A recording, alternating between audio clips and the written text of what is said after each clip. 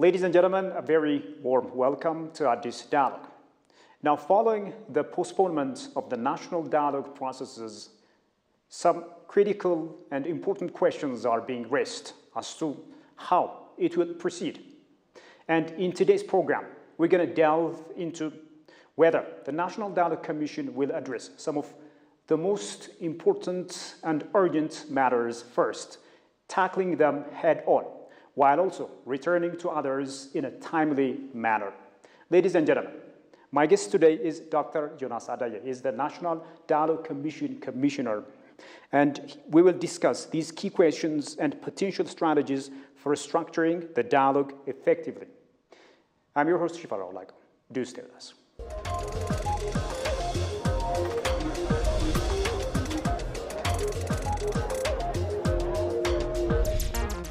Well, Dr. Yonas Adaye, many thanks for joining me. I know you have a busy schedule, but somehow you managed to give me some of your precious time. I really, really appreciate it. Dr. Yonas Adaye, National Dialogue Commission Commissioner, thank you so much for joining me. Thank you. So to kickstart our discussion, Dr. Yonas, could you provide an update on the national dialogue processes so far by highlighting some of the major milestones, key achievements and developments in the discussion so far? Where we are now, very, very briefly, so far we have covered our agenda collection as well as the selection of participants during the Ethiopian National Dialogue Conference, God willing, inshallah, which might take place nearly half of a year. So say, I can't precisely mention, but in 5, 6 to 7 months' time.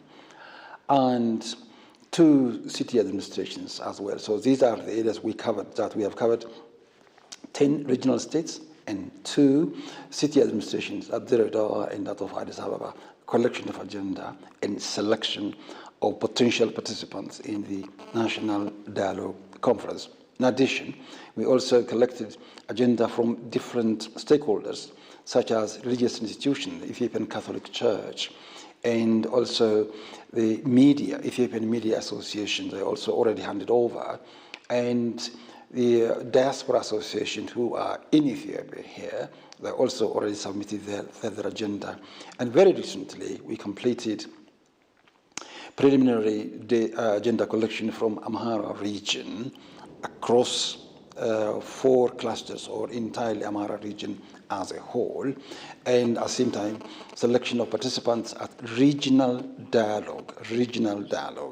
So again, in a couple of weeks' time or 3 weeks' time, we are going to conduct regional dialogue at Amhara regional state level. So that will be, of course, duly announced to all the media across Ethiopia. The national dialogue process has been extended by a year. So let's also talk about a bit about this. And could you talk me through some of the major reasons behind the postponement of the national dialogue processes so far? And please tell me some of the key factors behind this delay. So could you provide an update on the current status of the national dialogue processes so far, highlighting some of the significant milestones, outcomes, and also key developments that have occurred in the discussion so far? If you mean postponement as extension by 1 year, that's based on our request. We requested the Ethiopian Parliament, that is House of Representatives, and Ethiopian government altogether. We wanted to extend simply because there are issues that have not yet been completed. One is the collection of agenda and selection of participants in Amhara region, which we have just started after the extension. And secondly, again, we have to physically go to Ethiopian diaspora, collect agenda from there, which we are going to do, God willing, inshallah, in, again, a couple of months' time. And Tigray region, we haven't yet completed what we did in other areas. So these are some of outstanding issues. So these compelled us to request an extension in line with the proclamation itself, which was issued in 2022 as an establishment principle. So that's the extension, and we have to complete the remaining tasks. But the follow-up question would be whether 1 year is enough. This is absolutely important.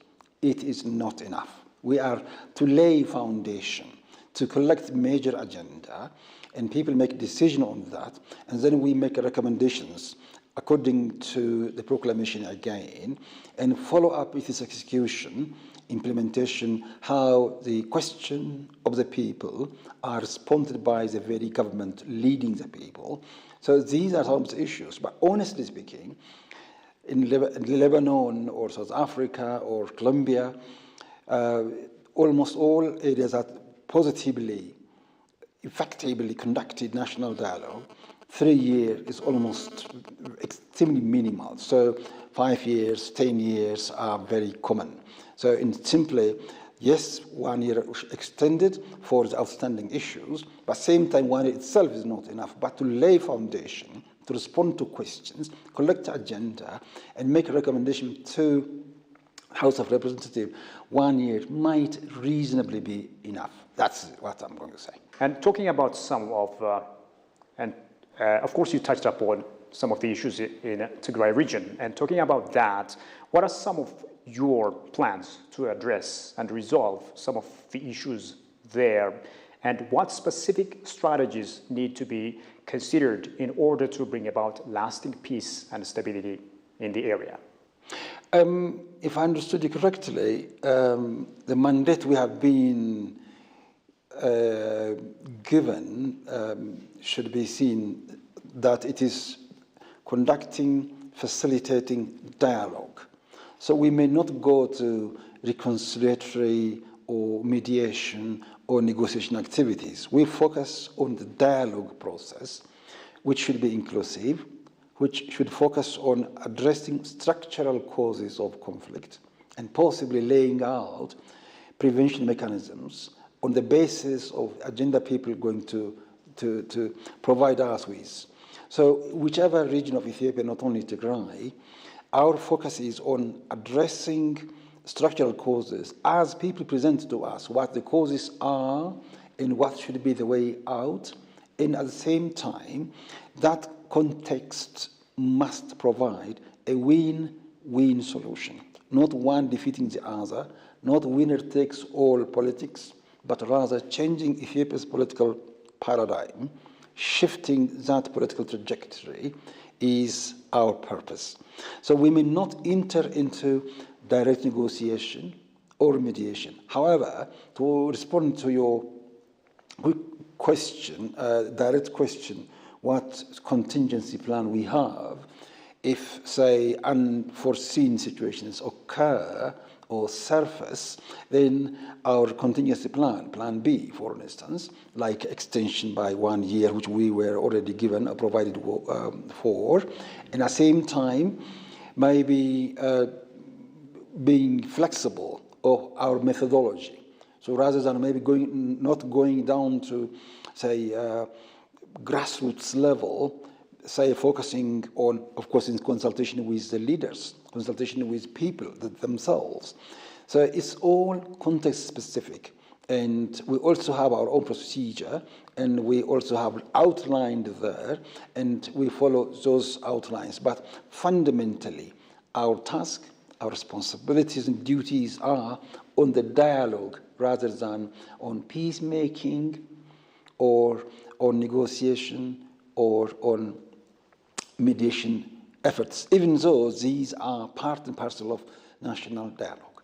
So in this regard, do you have a special plan in place in order to address similar potential issues in other parts of the country? And what specific strategies need to be considered and devised to prevent conflicts, potential issues in other parts of the country? Yeah, to be honest, as I already said, we cooperate with people who are concerned, all the stakeholders. So the strategy we have in place is almost always working with the stakeholders at the grassroots level. They know better than us. Our role is to facilitate. So our strategy, whatever happens, work with the parties concerned, consult them, discuss with them. They know better than any one of us here. So because it is Ethiopian people's own process of dialogue, different from that of Yemen, which was owned by foreigners. As a result, finally, it ended in fiasco. Ours is succeeding, thank God Almighty, and succeeding because it is owned by the locals, the very people, funded by the Ethiopian government in the main. So our strategy is always working with the people, with the leaders, with the civil society, with the political parties, with the intellectuals. So that's our plan. And maybe finally, being flexible, open to learn, and also re-strategize and repurpose whatever we have planned before. Yes, interesting. Also moving on from there, is there a possibility for the National Dialogue Commission to prioritize some of the most pressing challenges and most urgent ones first, while dealing with others in a timely manner? Honestly speaking, that prioritizing activity is part of setting agenda. So I know this is a bit complicated because it's a very technical term. We have a collection of agenda, then selection of agenda, and then prioritizing of agenda. So we are now through with, almost through, except of course the Amhara region, which is going to be completed very shortly, and not yet touched upon, of course, in Tigray region, except visiting the place twice, 3 times, and inviting also the leader himself here to our office, discussing with him, and how to get green light and get started on the ground. So we collected agenda already. And then that is now to be selected. After having selected which ones are to be prioritized, we are going to have this one at the plenary, at the national level. And then it is the people who are going to be in a presidium or members of the, those members who have been selected by the very people. So it is with them we prioritize. So our duty, let me repeat very clearly, setting agenda. We don't provide agenda to the people. And towards the end, we are to recommend the agenda collected, selected, prioritized by the select committee, which is going, of course, is already being selected. And also there are procedures we have already put in place. And according to these letters in the spirit of our decrees and procedures. So that's how we have planned. Dr. Yonas Adaye, many thanks for your time and for your wonderful ideas and for your, of course, usual cooperation. I really, really appreciate it. Thank you. And with that, we come to the end of today's program. Ladies and gentlemen, on the national dialogue and the processes going on, a big thank you to Dr. Yonas Adaye, National Dialogue Commissioner, and many thanks to you as well for having been with us so far. Until I see you next time with yet another program, it's a goodbye from me, Shifar Alak.